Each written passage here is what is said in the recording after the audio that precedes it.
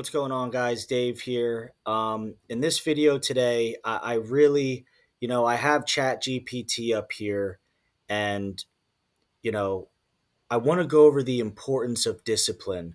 Whether you're buying Bitcoin, whether you're buying shares of MicroStrategy, Nvidia, any index, whatever, discipline as a retail investor is so important. Okay, and I'm just going to use this as a reference because last time I did this, I got a bunch of shit. But I'm using this as a reference and just a reminder to everyone because what just happened with Bitcoin over the last several months can serve as a great lesson from now until however long we decide to buy Bitcoin, MicroStrategy, whatever. Okay. So I basically asked ChatGPT the top three traits as a retail investor. Number one was discipline. Number two was patience. Number three was curiosity. I think discipline and patience are heavily tied in, intertwined with each other. But regardless, discipline was the first choice. And I just asked it why. And it offered some very good insight. Discipline protects you from your own and your own emotions. Markets go up, go down. You know, trade relations between Canada, China, wherever, and the US. All this news coming, it's affecting the price of Bitcoin, the S&P 500 index, whatever. And your ability to kind of see through the bullshit and realize, hey, this is temporary. Hey, this may not go away in the next month, 2, 6, whatever. But long term, we're going to get through this. And if there's any type of dip, it's a great buying opportunity. Okay. So protecting you from your own emotions, seeing all this shit with the news. The second point, what turns a strategy into success? Yeah, obviously, having a good plan, believing in something like Bitcoin or a company that you truly think the thesis of it and what it means is something that's worth putting money towards, like sticking to that strategy is what makes you successful. And then also making average strategies powerful. But I think this first part, it protects you from your own emotions. That is incredibly crucial. And I want to go ahead and look at this now. Okay. So, um, Trump gets voted into office at the end of 2024. All right.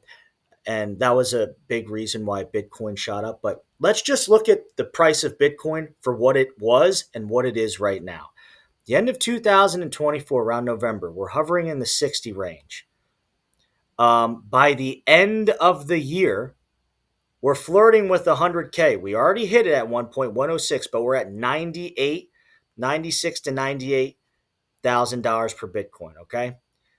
We keep progressing. We get to the end of January, and all of a sudden things go to shit. They go to total shit. We got as low as $76,000 per Bitcoin. And the whole Bitcoin YouTube community went silent because these same jerk offs at the end of last year, and I'm guys, I'm just viewing this as someone who is follows Bitcoin content and also gives Bitcoin content in terms of what I have in my portfolio. But those people at the end of 2024 that were talking about Bitcoin, it 3xing, it 4xing in 12 months, they went dead ass quiet. Some of them even started talking about the importance of some of these other altcoins, these so-called maximalists. It just went to shit. It was very weird.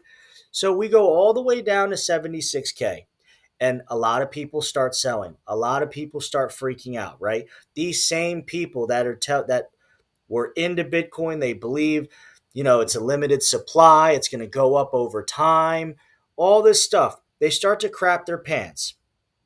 But the ones who stayed committed, the ones who had the discipline to look through the bullshit, all right, they continued to buy. And look what happened here. The main catalyst for this was the US and China putting these tariff restrictions or these, tariffs on, slapping these tariffs on one another.